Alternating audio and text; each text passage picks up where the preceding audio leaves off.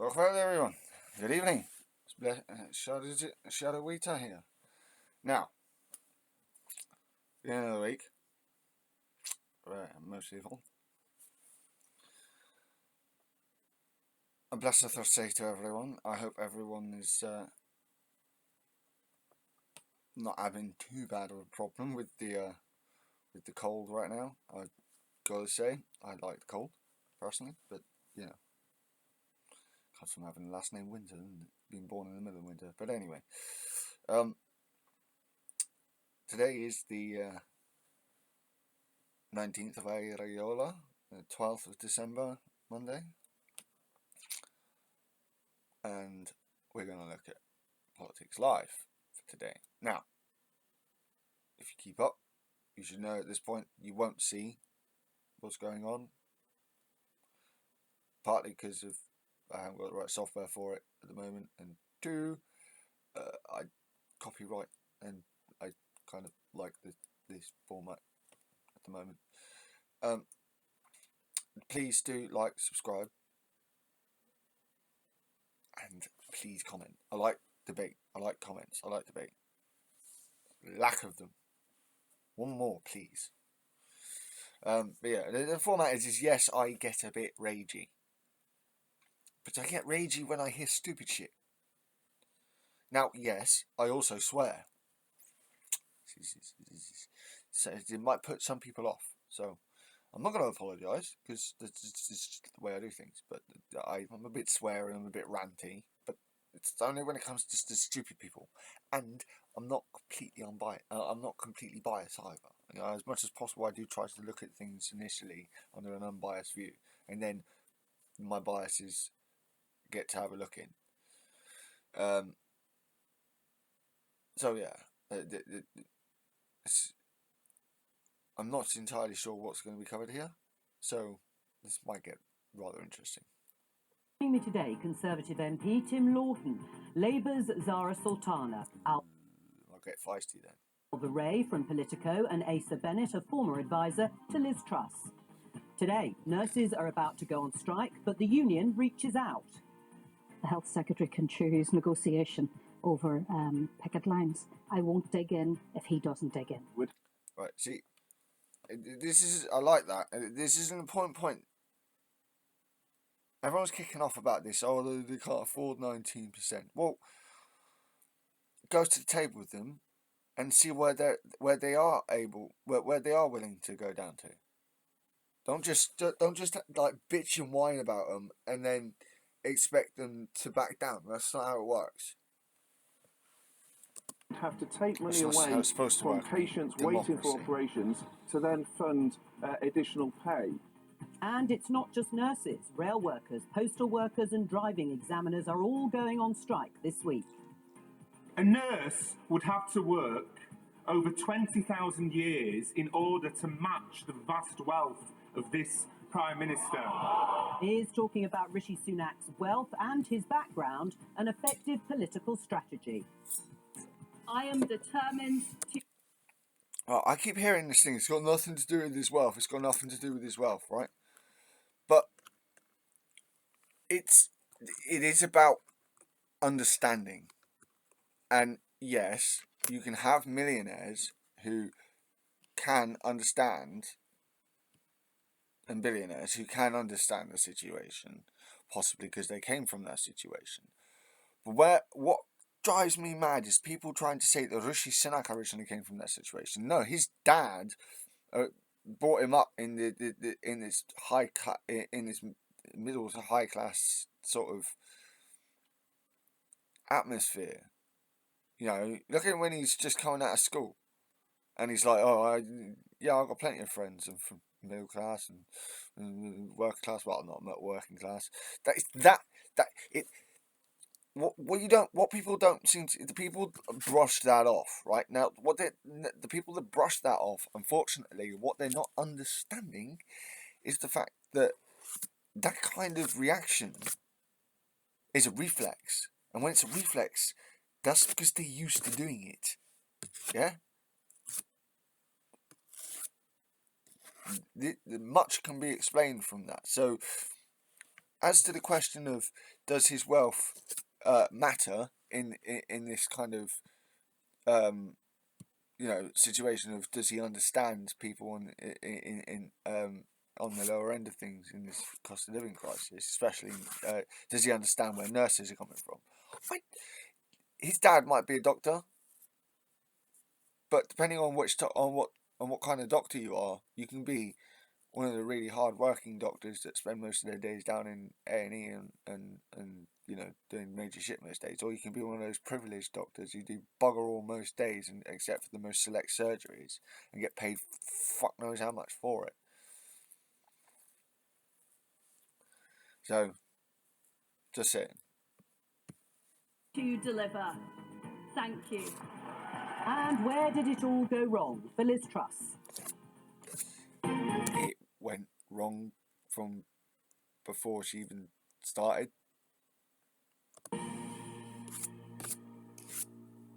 Let's start with strikes, because there are a lot of them beginning this week. Tomorrow, the RMT strike starts. Royal Mail postal workers begin 2 days of action from Wednesday. The Royal College of Nursing staff strike for the first time in their history on Thursday. And ground handling staff at Heathrow will begin a 72-hour walkout on Friday.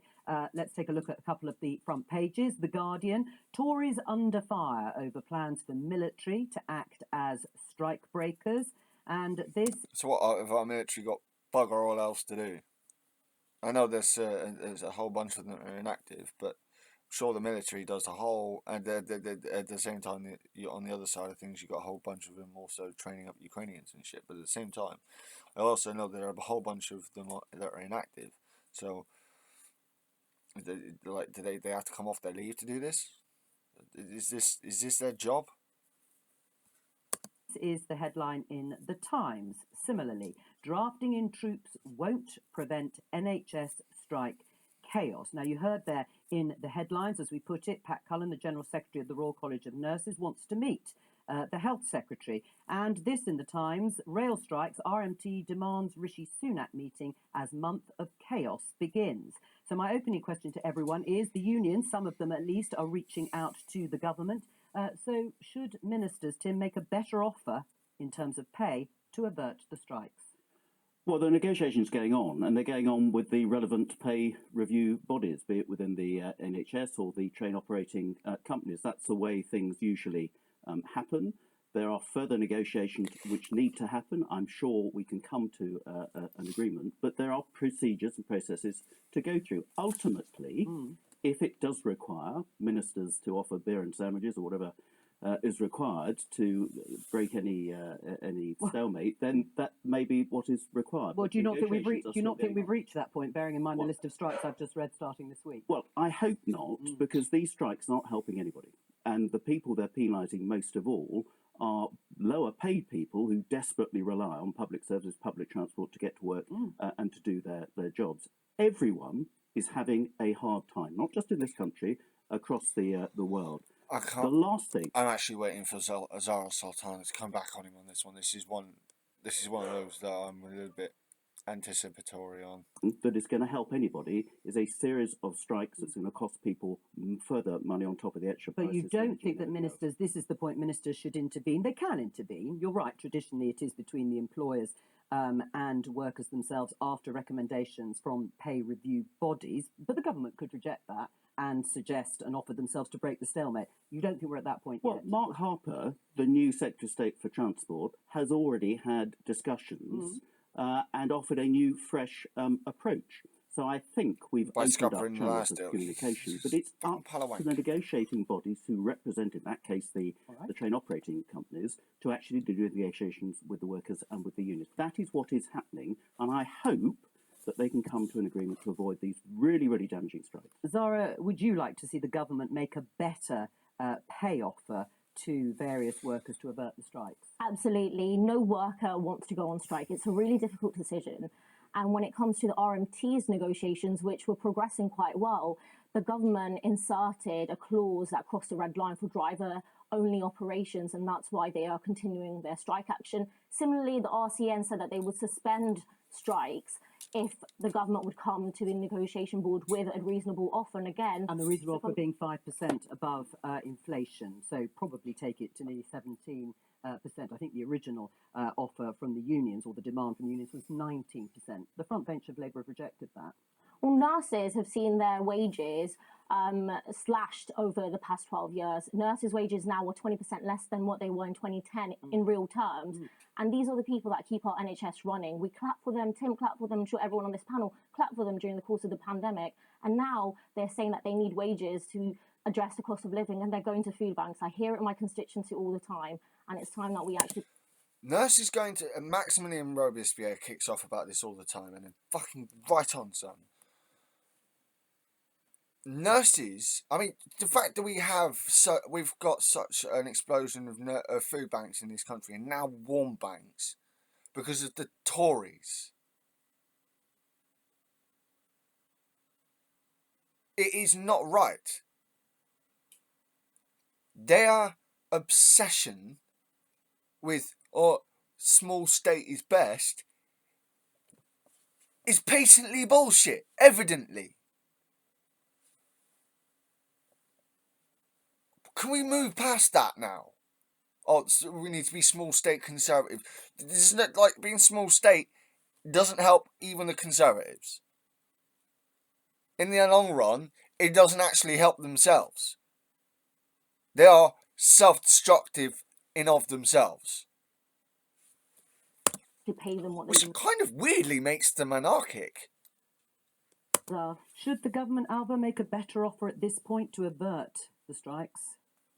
I suppose not really for me from Politico to be commenting on that, but I think sort of the politics of it is very interesting, because nurses, maybe more so than any group of workers, I think are sort of, they strike a particularly emotive chord, I think, for people. It's not something I hear people acknowledging straight up when they talk about it, but I just think when you hear about nurses striking, probably everyone on this panel, most people watching, think of a nurse, and they know that in many cases they've been there for some of the most difficult moments of their lives. They've been there for difficult news, for the loss of someone. I think it means that for the Conservative government, it's very difficult to use some of the rhetoric that we often see deployed around people striking, and I think it just means that we're in a much more difficult situation. It means that then the whole tone around all of these strikes is put under starker relief.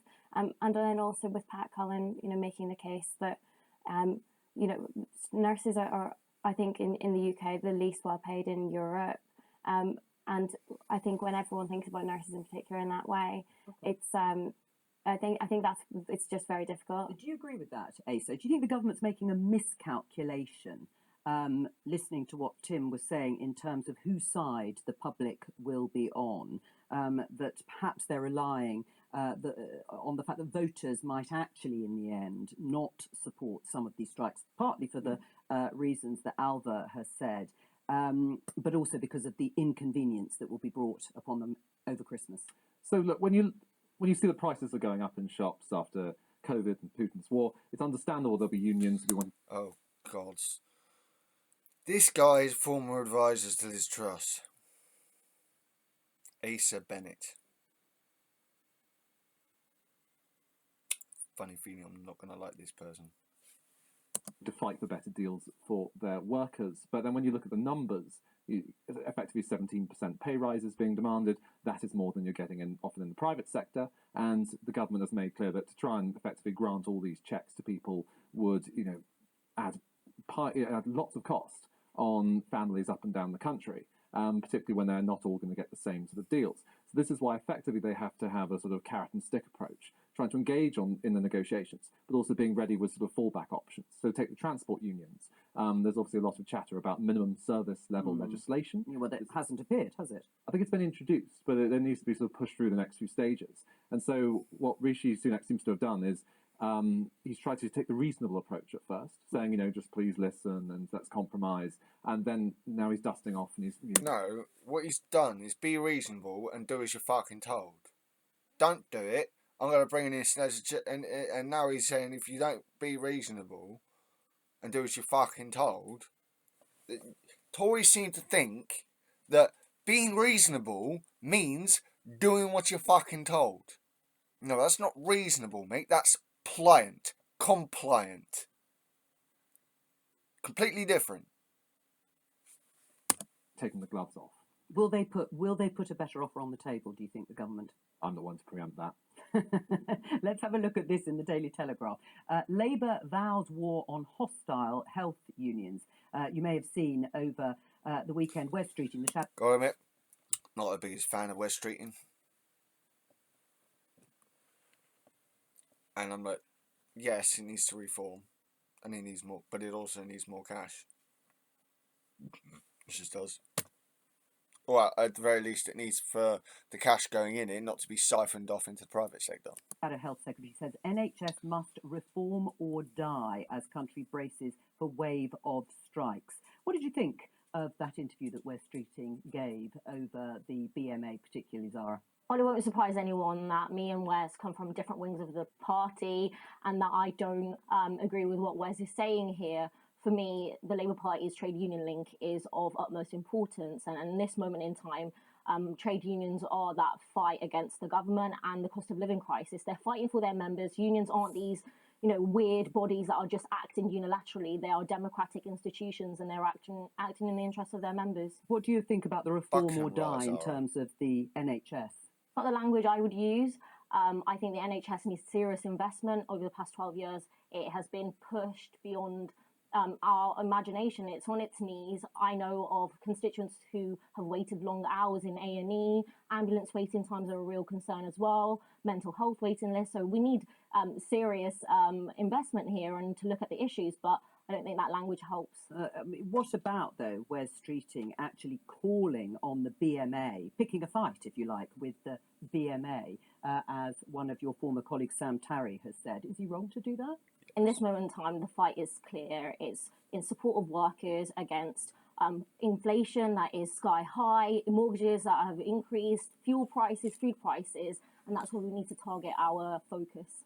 What do you make of the strategy here by Wes Streeting, taking a tough line here with the BMA? Yeah, I think it's just very interesting. I mean, I'm also just very fascinated as someone who loves following Labour politics, and by the, as Zara put it, the big differences between her and Wes, because you can see the problem there that this is the historical political wing of organised Labour in this country. But I think that the strategy is maybe to put a bit of distance there. That we've heard from Keir Starmer and Rachel Reeves, that whole front bench, time and time again, that they want to be seen as a government in waiting. So they won't necessarily be on the union side in these sorts of discussions. They want to be seen as the arbiters, sort of working in between the employers and the unions. So I think that Wes Streeting seems quite comfortable leaning into that. I would say that if anything, the Labour's quite preoccupied with hammering home, not Zara or people on the left of the party, but I think in general they just want to be seen as a party ready for government. But isn't it also that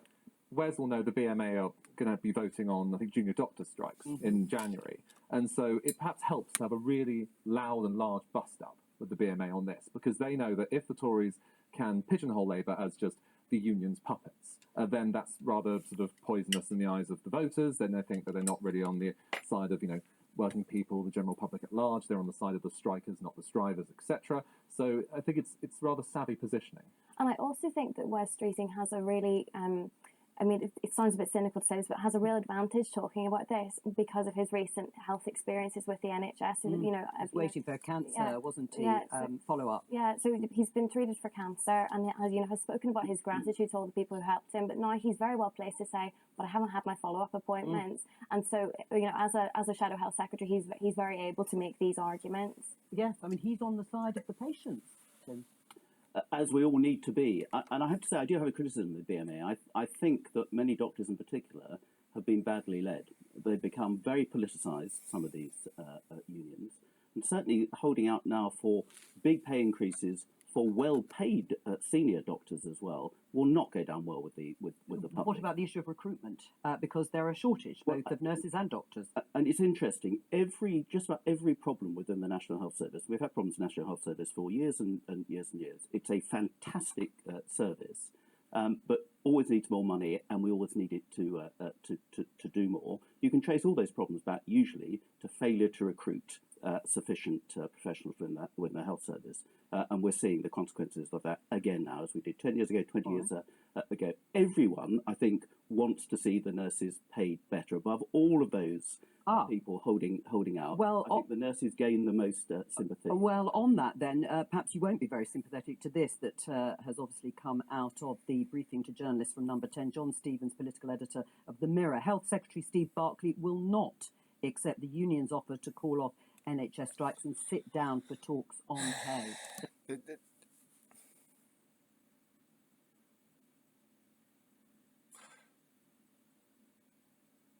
The Tories can't help themselves but draw these red lines. And they don't need to.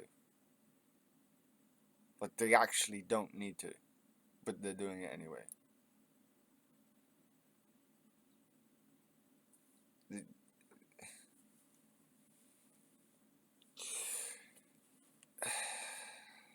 Says Number 10. Is that wrong? Well, as I said earlier, it's up to the NHS to be negotiating with the nurses over this. We want to see them have a good pay rise. They got well above average of public services last year in their pay rise. Every nurse is getting extra this year, but 19.5%, I'm afraid. I'm sorry, mate, but it was still real terms pay cut.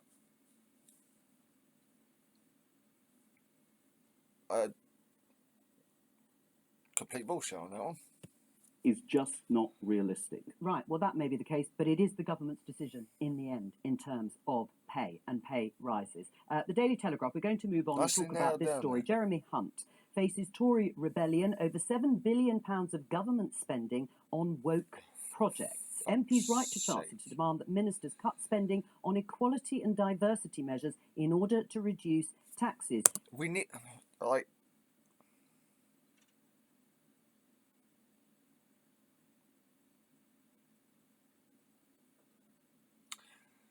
taxes are needed. The Tories' obsession with being anti-tax is so stupid. Really is. You're one of... And it's just fucking woke projects on equality and diversity. Like, obviously they're going to demand to cut that because they don't care about that shit. Remember back to when Rishi Sunak came, this is, a cabinet of diversity and inclusivity and equality. Is it really? Is it? Well, certainly seeing the chickens come home to roost now, aren't we? So yeah. It's good to show what they really think about equality and diversity, isn't it? One of those who signed the letter to the Chancellor, Tim, why? At a time when we desperately need all the public expenditure to be spent on things that really make a difference to people's lives, be it in the NHS, be it on transport, be it on teachers, and at a time when taxes are historically at a very high level, we are spending £427 million on equality, diversity and inclusiveness staff, some of whom I'm sure are doing a good job.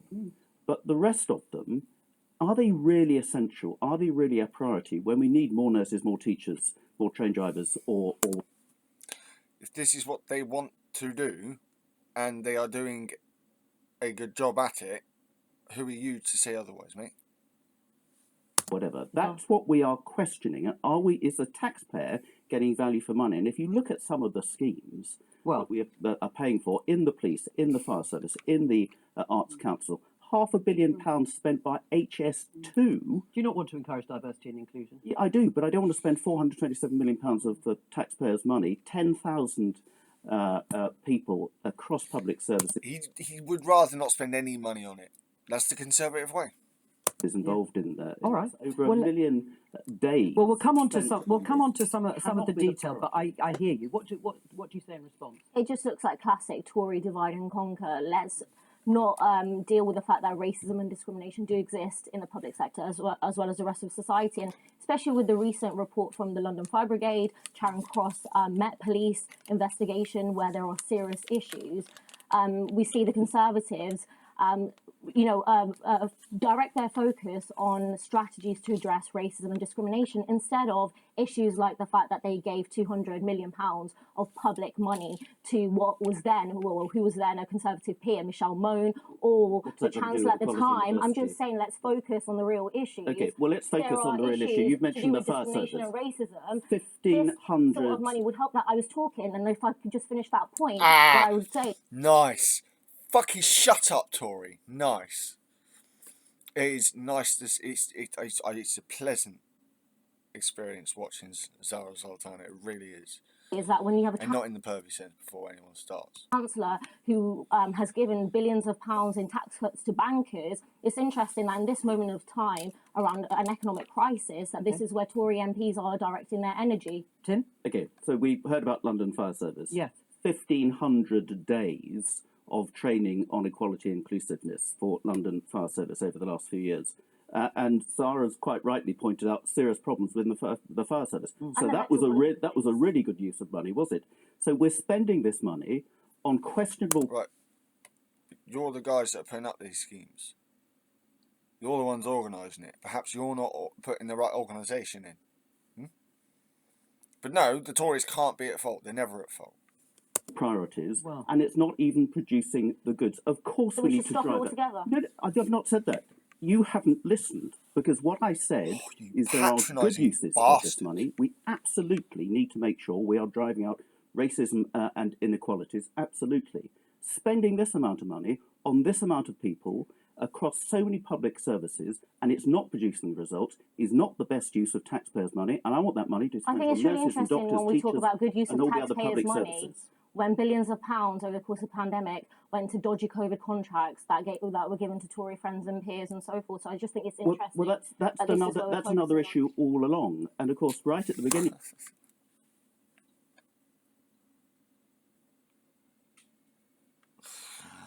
Oh, it is so pathetic watching the Tories trying to defend themselves these days. It really is. You think it was bad watching them try to defend themselves at the end of Boris Johnson's tenure, and all the way through Lettuce Liz's little window, but this is ridiculous. Of the pandemic, the Labour Party and everybody else quite rightly was saying we desperately need to get more PPE when there was a world race on to get PPE. Yes, but you would deny. The problem is you were ignoring / denying actual people who could sort this out, and giving contracts to people who'd never done this shit before.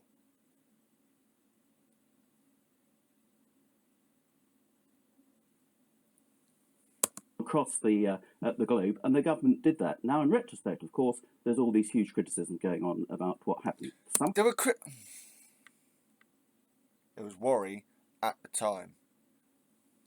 For them need to be looked at in more detail. They will be as part of the pandemic inquiry. But now, of course, Captain Hindsight and his party, that Keir Starmer's been, throwing around all these criticisms that they were saying exactly the reverse 2.5 years ago. Are you sure about the figures, by the way? I mean, the figures that have been quoted is £7 billion worth of waste. I mean, are these issues that actually your constituents might worry about if grants to charities were taken away and withdrawn? I mean, it's difficult to see how exactly you've come to £7 billion, as we've had a brief look this morning. Well, I've only concentrated on this is a very big report, and a number of MPs, including me, wrote to the Chancellor about the spending that goes on EDI positions, which is 427. Arts Council funding grants for bodies backing campaigns like Black Lives Matter are also... They can't stand it. They cannot stand it. If it's organisations that will help the Tories, particularly the Tories, they haven't got a fucking problem. But if it's the opposite, oh no, you can't have that. Then how is it a free and open democracy, dickhead? £1 million. All right. There's additional money on training. Then there's all sorts of others around charities, which we're not talking about here. It's a separate matter. What do you make of this discussion and a row over this?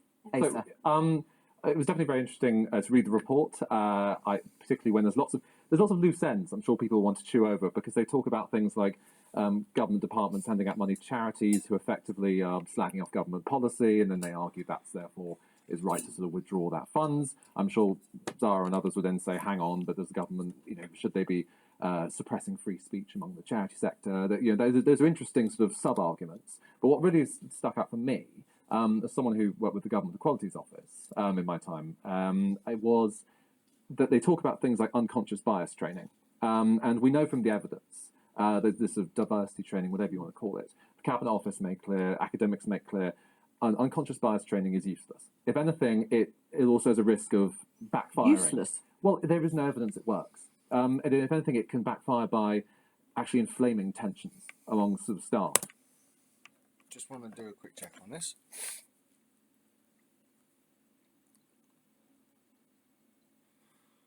How do I structure the question? Viability. Viability.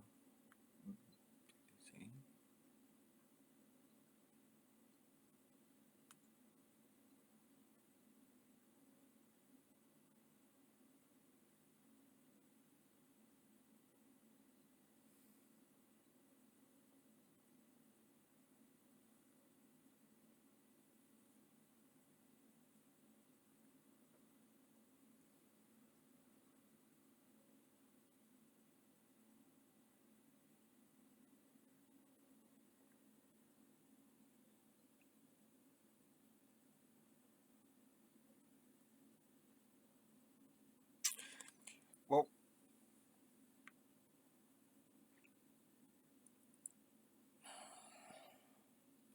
okay, so Royal College of Surgeons.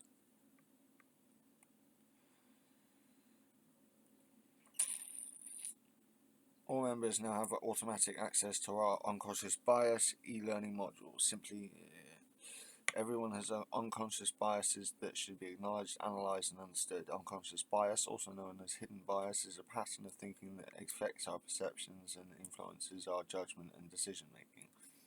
Our guidance, Avoiding Unconscious Bias, aims to encourage surgeons to be aware of this and adjust their mindset so they can promote a positive working experience or environment.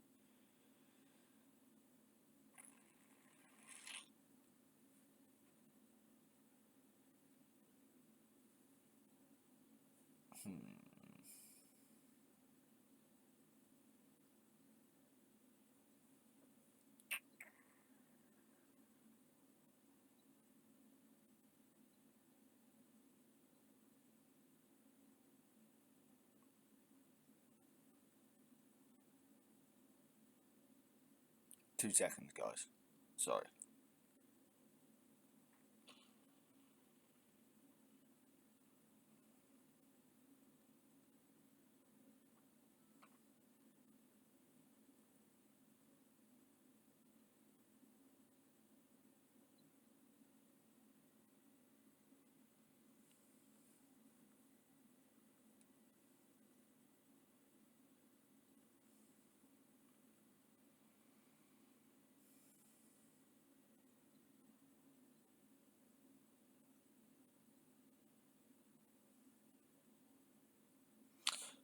I don't know. That's not what I'm finding. I'm not finding that the.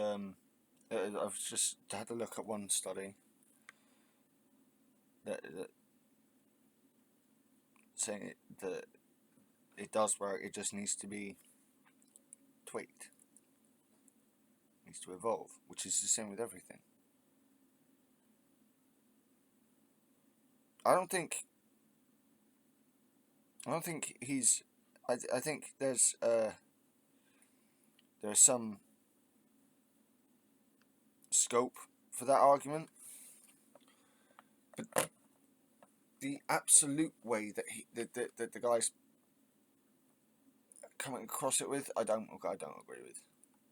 And so that's, for example, something I imagine that could be right for the chopping block. Liz Truss, as the Equality Minister, made that clear. The Cabinet Office made that clear as well, and so trying to phase it out.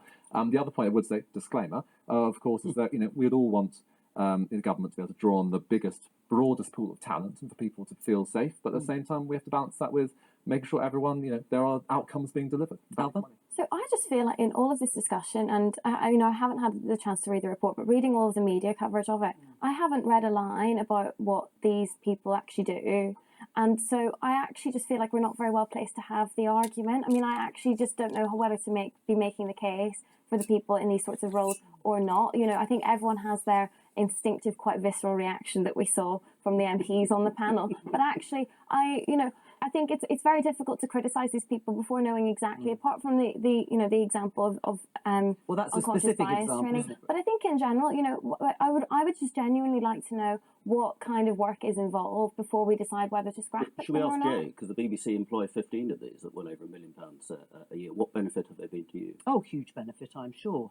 Zara, what do you think? How? Well, I mean, I personally haven't had the pleasure so far, but to say that we wouldn't need any diversity and inclusion or people working in that. Why haven't you been Zara, re-educated? well, this isn't about interviewing me. Why haven't you been re-educated? This is the kind of language they're using. It's a war this guy wants to wage because he knows the Tories are on the way out.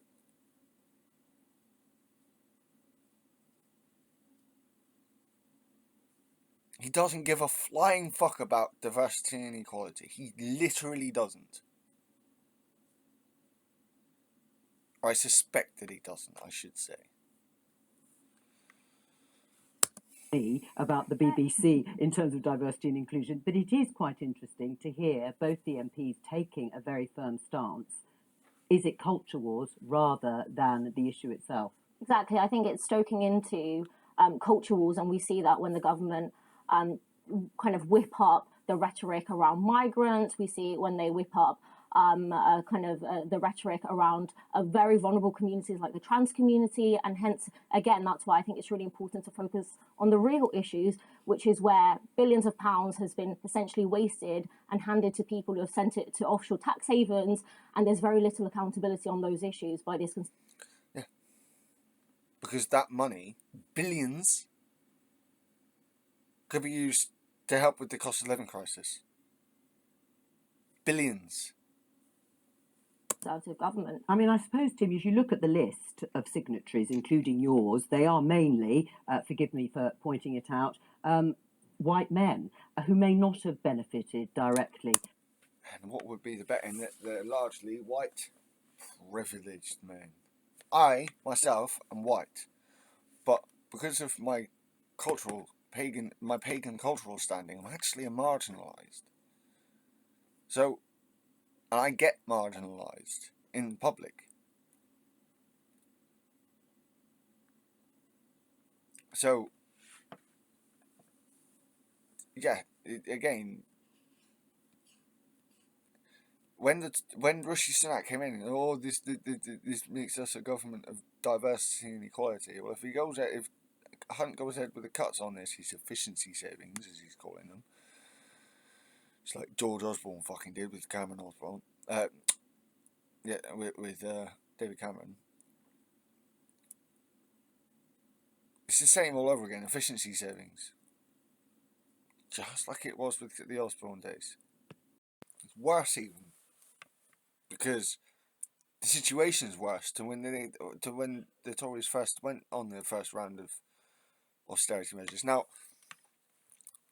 whilst the measures are balanced slightly less worse than they were before, what counteracts that is the fact that we're in a worse situation now than we were in before. Before the Tories came in, or when the Tories came in, with the Lib Dems. So, what? Or know what diversity and inclusion could do. I haven't actually seen the full list, but I've got them here. A lot of support from my colleagues who don't fit into that stereotype. But I mean, the Arts Council has got a programme in, I think it's called Unlearning Whiteness. We've got the Criminal Prosecution Service is spending a fortune of. The Warwickshire County Council has spent a fortune on African drumming sessions. Well, there is a serious problem we need to address. Spending this amount of money. It's about understanding other cultures and where their thinking comes from.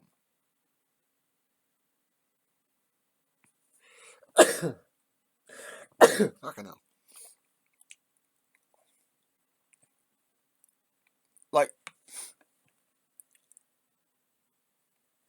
I start to when it's like learning other languages. You start to learn when you start getting into the digging deep of another language. You start to learn how that people think. That's kind of how that people start to think in the way the way they structure their words, and it's kind of you can start guessing how they structure their mind in a way.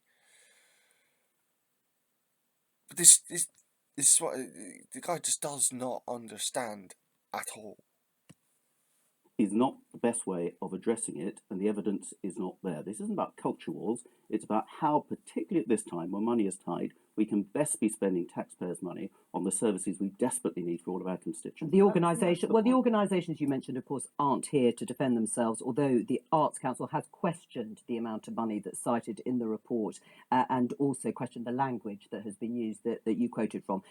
Yes, very briefly. I mean, it is definitely culture wars. Whatever you think about it, either way, definitely this is terrain that lots of Conservative MPs like Tim feel a bit more comfortable on. Like, the Conservatives aren't polling terribly well at the moment, but on this, I think that you would say yourself, you feel like you take the common sense approach, and that it's more comfortable for you to be making these arguments than talking about some of the trickier issues. I think, and it's been quite successful that we're able to saving money for essential public services, which we've all agreed we desperately need. What about the non-dom status? What about all the other fucking wasted money that on rich people? We could keep the equality and diversity people and still add to the coffers. But no, your first point of call is to attack this on a culture war basis because you're a bellend. Need, whether that means pay rises for the nurses, or it means train drivers, or free school meals, or whatever, that money should be going to where it's best. It's funny because the amount of times that Tories like these have voted, and you can look at their voting history, voted against free school meals, voted against increases in benefits, especially for children, voted against increases in budgets for different public sectors. It just rends their argument. That fact in particular, these facts in particular about their voting records, put their arguments at a complete null and void. Because they're trying to say they care, but their voting record shows that they don't.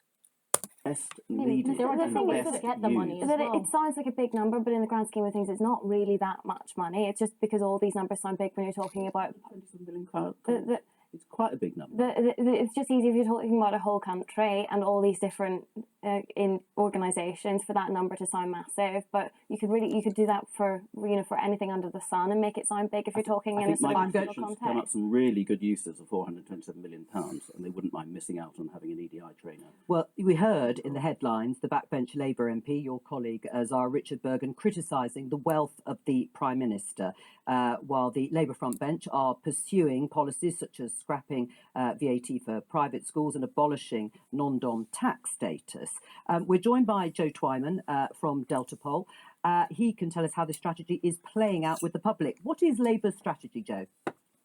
Well, it seems to me that the Labour's focus is on stories that it wants to tell around equality and fairness, and it hopes to do that through these kind of policy statements. And so it's focusing on policies that really affect a very small, in many cases, very wealthy proportion of the population. For instance, the private schools policy is something that will affect probably fewer than 2% of the entire population, and they will be, not always, but certainly better off.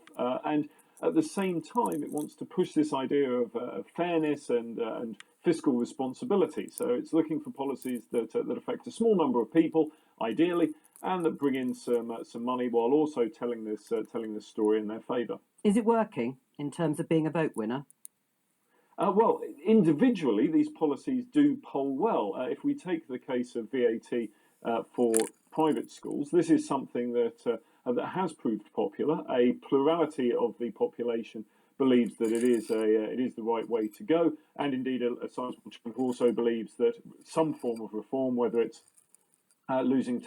keeping tax status if schools help state pupils more. This is all the kind of thing that is popular. Only around 1 in 10 people actually believes the status quo around private schools should be maintained, and even among Conservative voters, that figure is only 1 in 5. So yes, it is popular. And if you look at the broad picture, Labour is maintaining a strong lead ahead of the Conservatives. Now, of course, there's a lot going on there, and a lot of that will be the fact that the Conservatives are not doing well, and Labour are benefiting from that. But certainly at the moment, these policies do appear to be resonating. So people say that they care more about the sort of tax status or the charitable status given to private schools than they do about bigger issues like the NHS. No, that's not what I'm saying. I'm saying that when you test the individual policies, they perform well. But there's a huge world of difference between that and actually relative performance against other policies. There's no doubt that at the moment the cost of living is very much the only game in town for many people, and with more than 75% of people saying it's among the most important issues facing the country. And so that's important. But as is the economy, taxation, the NHS, education, all of these are immigration as well. All of these are important subjects.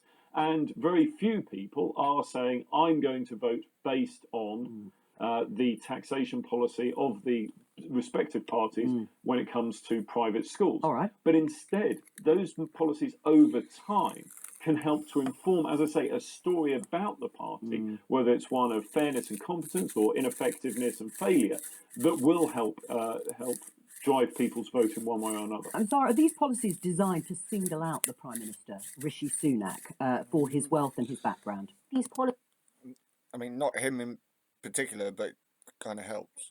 Policies highlight how society is rigged in the interest of the powerful and the wealthiest. Why do we have tax breaks that the wealthiest in our society can benefit from and pay low taxes than the rest of us? That's the non-dom status. Why do we have a policy in place that allows wealthy families to get tax breaks to send their kids to elite private schools? That's the tax exemption for private schools. And I think people are seeing just how grossly unfair this is. And the Prime Minister himself embodies both of these policies very well. Yep, bang on. Absolute bang on. Yeah, this is exactly what I'm talking about. His family benefited from the non-dom status. He went to a private school and made a donation of £100,000 to that private school. So it is about singling him out, so as you say, the embodiment. He's the wealthiest Prime Minister to ever set foot in the chamber, and he has pushed through policies that represent that background as well and those interests. So if he kept the £20 universal credit uplift, you could say, he's put policies that help the most poorest in our society, the most vulnerable, but he hasn't. He's scrapped the universal credit uplift. Free school meals is not a policy that they have extended to all primary school kids, which is something that I'm personally backing. There are all of these things that the Conservatives could do, led by the Prime Minister, and they don't. I mean, how does the government and the party square telling the public that there isn't enough money for a pay rise of 17 to 19% for nurses, and yet the sorts of policies that Labour is campaigning on, getting rid of the charitable status of private schools and non-dom status, that actually they're still in favour of those? It's very divisive politics, this, and actually the figures don't add up. There are two reasons you have taxes. The first reason is to raise money for the public good to spend on public services. That's why I support taxation. The second reason, which is what Zara, I'm afraid, the Labour Party increasingly are leaping on, is to penalise those people who have more money.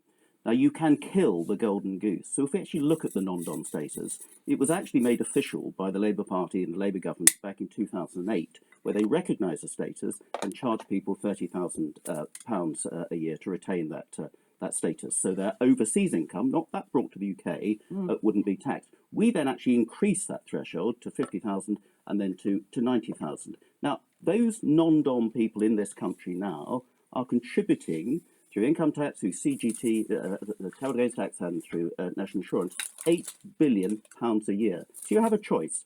Either you can completely penalise them so that many of them would move away from the UK because they're very mobile, and that £8 billion disappears, or you can recognise that people have a certain status. We want to encourage entrepreneurs, people who are going to pay tax and put money into the economy over here, and public services can benefit from that. Zara? What would end up happening is we would have less money for public services because we frighten them all away and they'll go to somebody else and another country's economy will benefit from them. That is crazy. Zara?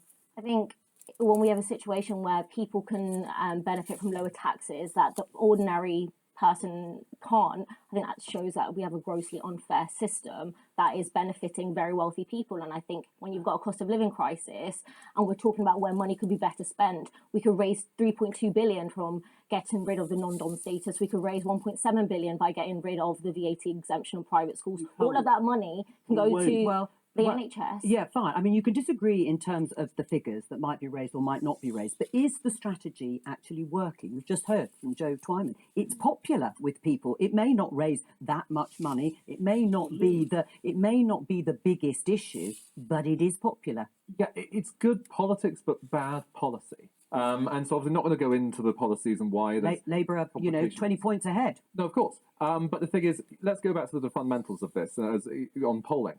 I think it's been said that the voters will decide on competence. On the core bread and butter issue. I'm sorry. I'm not going to take an argument of it's bad policy from a former advisor to Liz Truss.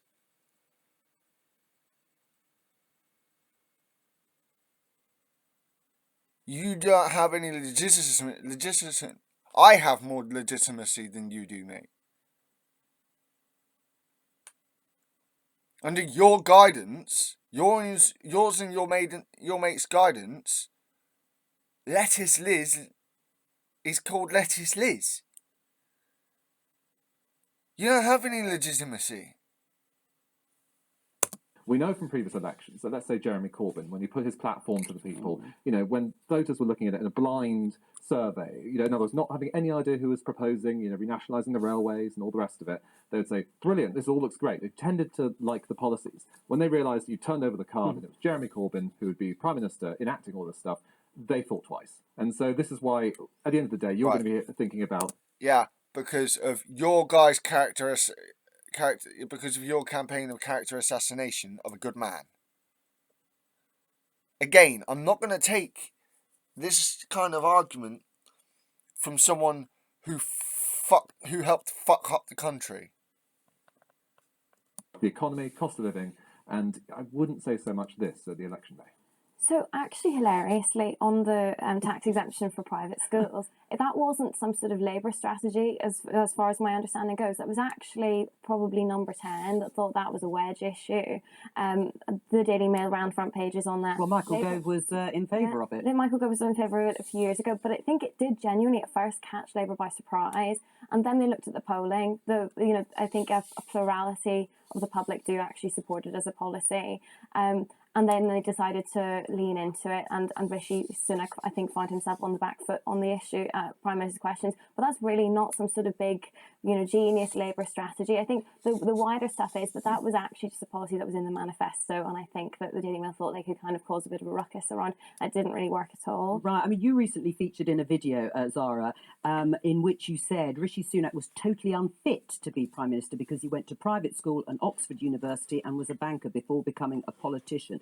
Why do those things make you unfit to be Prime Minister? It makes him completely out of touch, and we see that in the policies that he has supported as an MP, as Chancellor, and now as Prime Minister. And it's no surprise that the Conservative government is not going to push forward on these policies when the cabinet itself is overwhelmingly privately educated and the party is funded by 1/3 of billionaires in the country. It makes, it doesn't surprise anyone that they're not going to go forward on these. But being out of touch is one thing. Being unfit is quite another. Does it actually disqualify someone like Rishi Sunak? Rishi Sunak does not have any experience of what it is to, struggle to pay the bills, experience hardship like what we're seeing in our constituency. Wealth around 700 million is extreme wealth. It's not, something that you can just kind of accumulate over a number of years. It is extreme. And what we're seeing through this government is that out of touch behaviour that when you have that kind of wealth, what that means. I mean, unfairness is at the heart of this, isn't it? I wanted to let her speak. Yeah,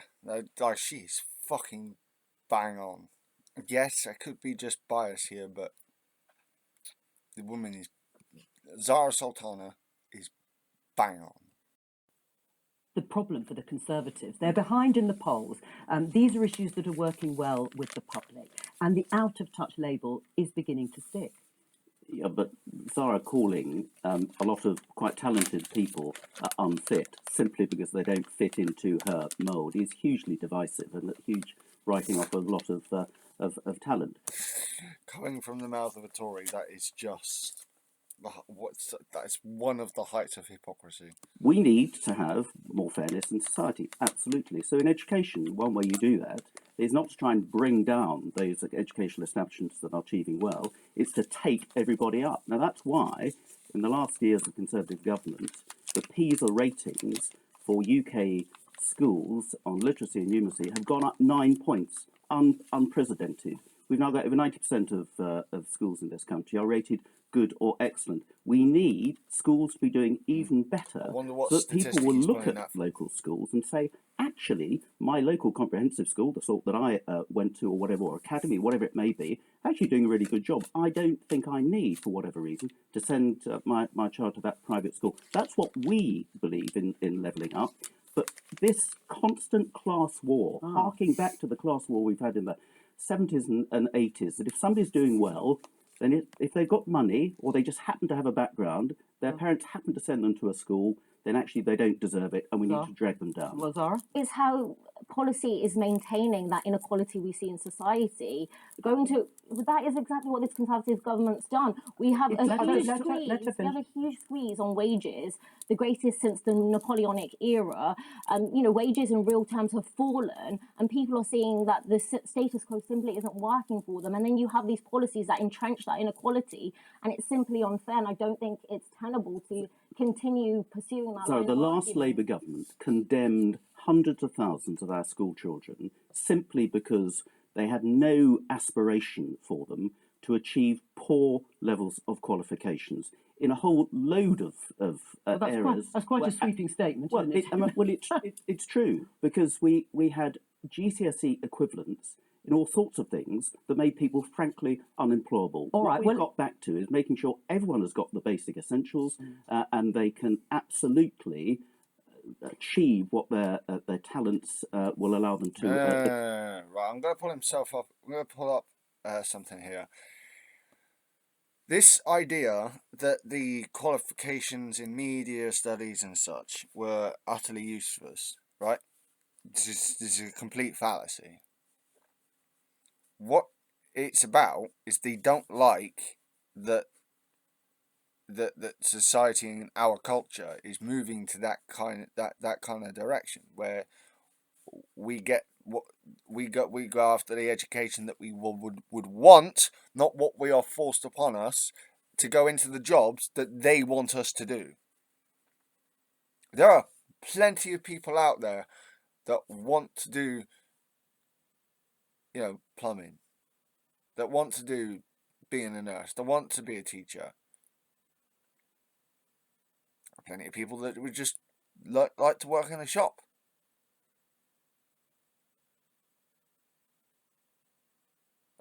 Plenty of people that want to work in the media on different levels. In art. You can't expect us to grow if you continue to make the routes to socially move up so narrow. And the Tory ideology refuses to understand this. Achieve because we're giving everybody the opportunity. That's what the Academy's programme is. But it doesn't. And I do wonder where this statistic is coming from. And so by that, what I mean by that is are you?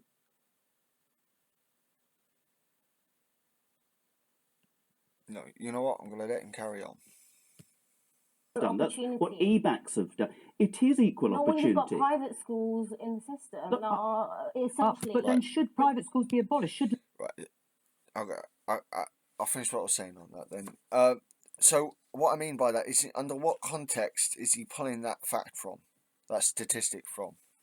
If it is even a factual statistic. Because the Tories like to do this. They like to come out with a statistic, but they're pulling it out of context to use it in a different context that it's not related to, or that it's poorly related to, and they make it look like a win for them, and it's fucking stupid how often they do it. Labour go further? Do you want to abolish them? I personally believe in getting rid of private Right, so that will schools, cost because I think £4.4 billion of all those kids then having to go to state. Let's return to the political strategy. £4.4 billion. You are now losing, and you're going to gain £1.7 billion by this VAT. Again, a net loss. Your figures don't add up. It's fantasy politics. All right, Joe, just listening to this discussion, if it is a class war that Labour has launched, can they win it? Again, the guy is an idiot. Like, those private schools don't actually bring in too much money to the country. They actually don't. And the fact that we're giving them money is ridiculous. And not only that, but the money kind of sticks in with them. And these little, like I said, the class problem. Now the Tories are trying to say there is no class issue. Well, I think their victory or otherwise will depend not just on class war, but on more broad questions of fairness and competence, as was said. But both parties at this stage in the electoral cycle are doing this with their policies, attempting to send messages about the type of party they are, whether it's the Conservatives with what was mentioned previously about spending on health, on diversity and inclusion, appealing to a certain proportion of Conservative voters, or whether it's Labour with its focus on the rich and an emphasis on private. It's essentially that they're trying to do the same thing, to tell stories to their supporters, but individual policies are best thought of like the items on a set menu at a restaurant. You might like some bits, you might like all of it, but ultimately, if you can't pick and choose, you're going to look at the restaurant, and if the restaurant doesn't look good, and if the chef looks a bit iffy, you'll probably eat elsewhere. You've made me very hungry. Joe, thank you very much. Let's just take a look at this headline from this weekend's Financial Times. It says, the inside story of Liz Truss's, that's not it, the inside story of Liz Truss's, that's better, disastrous 44 days in office. And there's also this from yesterday's Sunday Times saying that the former Prime Minister's main focus is on continuing to fight for her libertarian ideas, and according to a close colleague of hers, she will fight for her reputation and ideas. Liz still thinks Trussonomics was right, and she's selling her message in America. You were her former advisor and speech writer during her brief premiership. Do you have any regrets?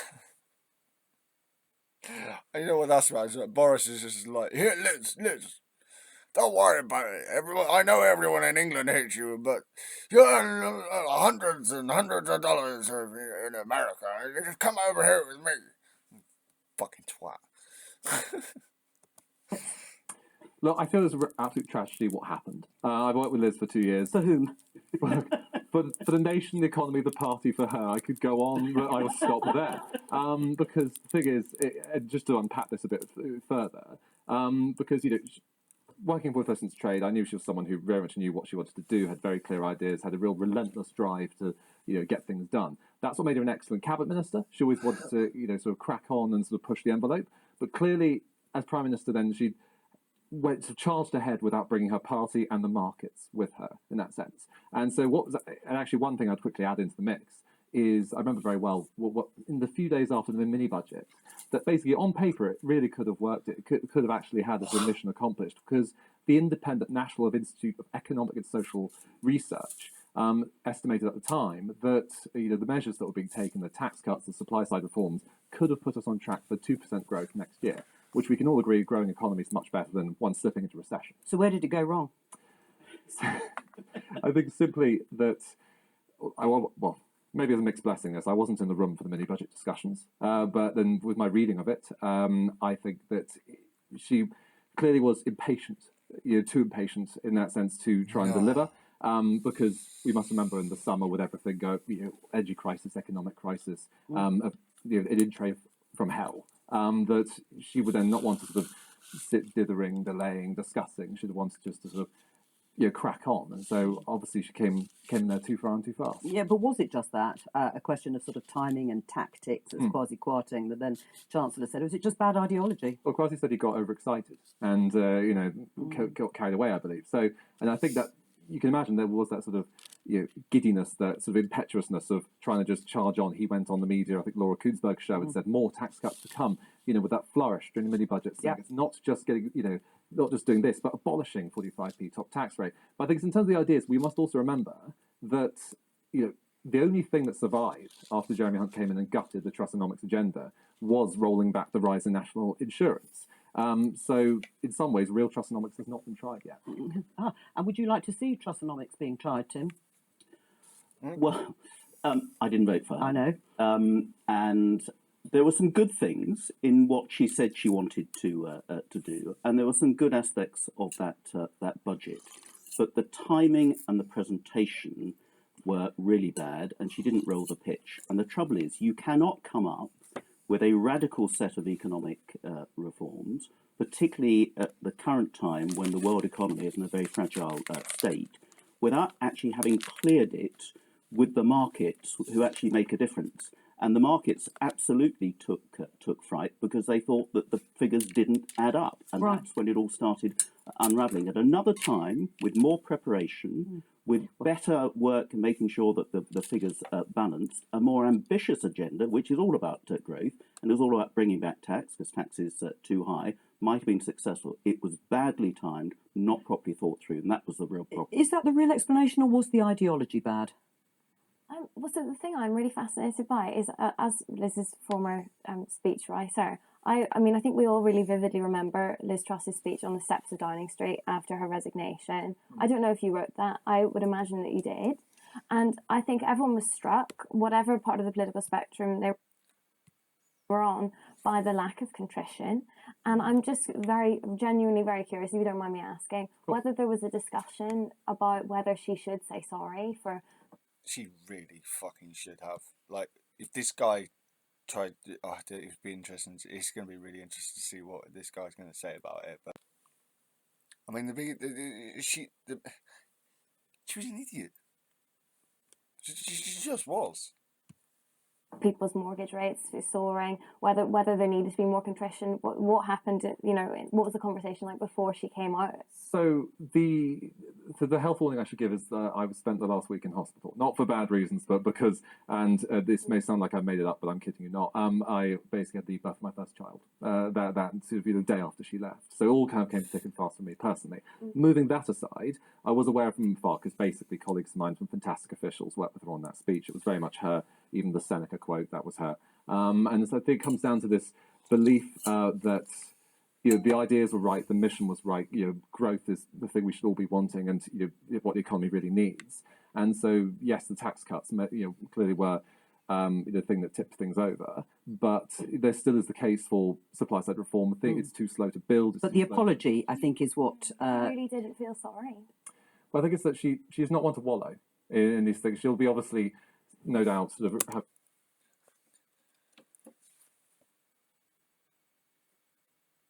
I'm not sure wallow is the right word there, mate. She just doesn't do contrition.